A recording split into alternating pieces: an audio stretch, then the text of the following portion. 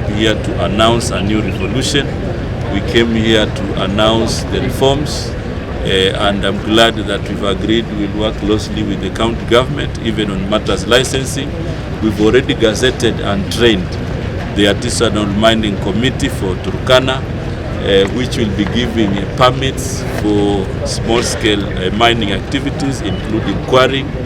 And all this we are doing so that we can harness the potential of the resources here.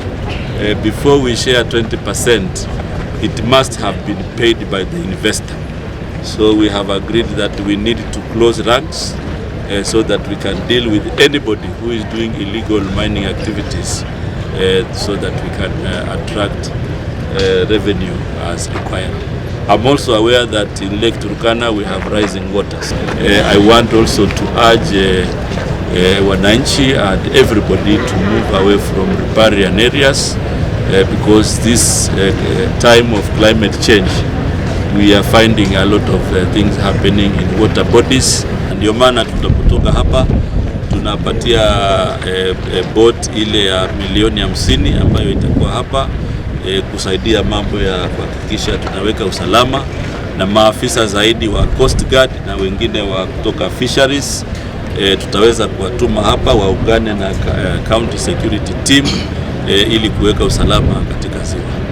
The fact that we are now nullifying or dismissing the 54 companies that had license in Turkana County is a very important thing, because even initially the acquisition was not really proper.